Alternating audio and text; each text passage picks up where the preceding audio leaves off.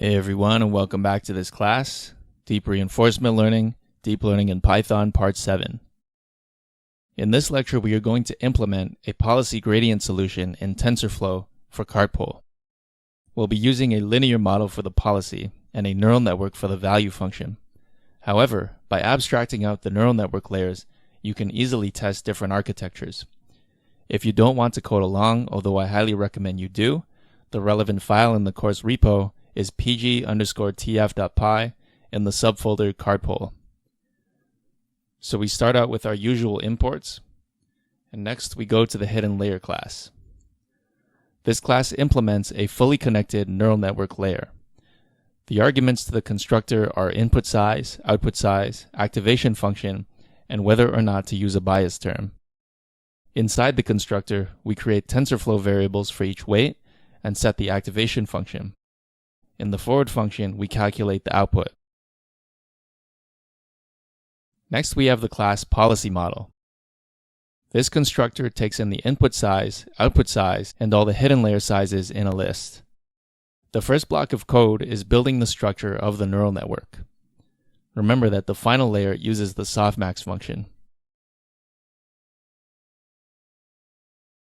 Next, we create placeholders for the input states, which I've called x, the actions, and the advantages. X will be an n by n matrix, while both the actions and advantages will just be vectors of size n. Remember that actions are integers, which are meant as indexes to arrays.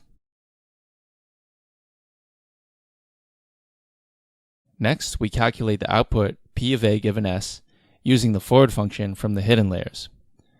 We also set predictOp to be p of a given s, since that's what we want the output of this model to be. Next, we create the cost function. First, only the entries of p of a given s that correspond to actions we actually took matter, so we have to either index p of a given s by the actions, or we can create a one-hot matrix and multiply it. We're doing a sum here, but really this is just a way to get rid of the zeros after multiplying the one-hot matrix. You'll see that there is a more elegant way to do this in Theano. Finally, we log this, since it's the log of pi that appears in the cost function. The last step to creating the cost function is to multiply by the advantages and take the sum. Remember that we have to negate this because this is something we want to maximize, but TensorFlow optimizers only have a minimize function. Finally, we set the train-op to be one of TensorFlow's optimizers. You can see here that there are a number of optimizers commented out. You are welcome and encouraged to try different optimizers and different hyperparameters to see if you can obtain better results. Next, we have the setSession function, which is just a basic setter. This allows us to use the same session for both the policy model and the value model. Next, we have the partial fit function. First, we convert the states, actions, and advantages to the right-sized arrays before we call trainOp. Then we call the trainOp.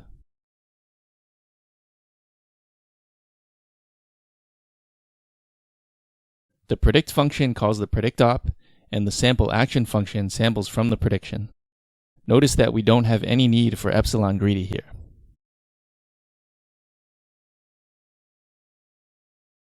Next, we have the value model class, which is of course going to be used for approximating the value function.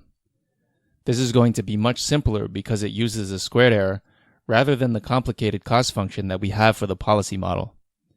In the constructor, we have pretty much the same steps. Create the layers, create the placeholders for the training data, calculate the output and cost, create the trainOp, and then create the predictOp. So setSession, partial fit, and predict are all similar to the policy model.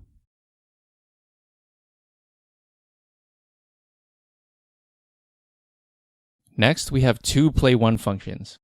I didn't find good hyperparameters for the TD version, so we'll skip down to the Monte Carlo version since it's a little more complicated due to needing to calculate the returns. As input, it takes in the environment, a policy model, a value model, and gamma. We initialize some variables, and remember we have to keep track of the states, actions, and rewards. This is for two reasons. One, they are inputs into the train function, and two, we need the rewards to later calculate the returns. So next, we enter the game loop. We sample an action from the policy model. We do the action. We set the reward to be very negative if the pole falls down. You may want to modify this if you're using a new version of Gym and your episode caps at 200. Next, we append the state, actions, and rewards to our lists. When we're done this loop, we calculate the returns and the advantages. We need to wait until we have the return to calculate the advantage because the advantage depends on the return. Once we have the returns and the advantages, we can call partial fit on both the policy model and the value model. Finally, we have the main function.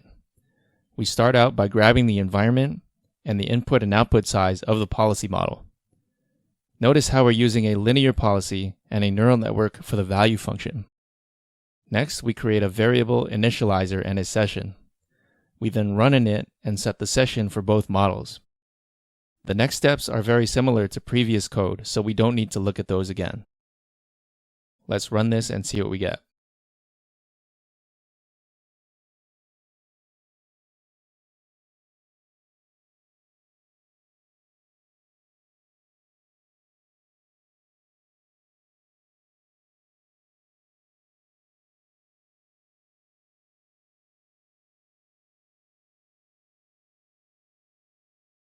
One thing to make note of is how sensitive this is to our choice of optimizer. I would recommend testing out different optimizers with different hyperparameters to see what kinds of results you can get. This is an unfortunate characteristic of neural networks. When this stuff was invented, AdaGrad didn't even exist. So what if a researcher was just never able to find a good learning rate function and just gave up? It's interesting to think about. Perhaps we have a lot of really great tools at our disposal, but because people just haven't found the right hyperparameters to make them work, those tools might get ignored or discarded.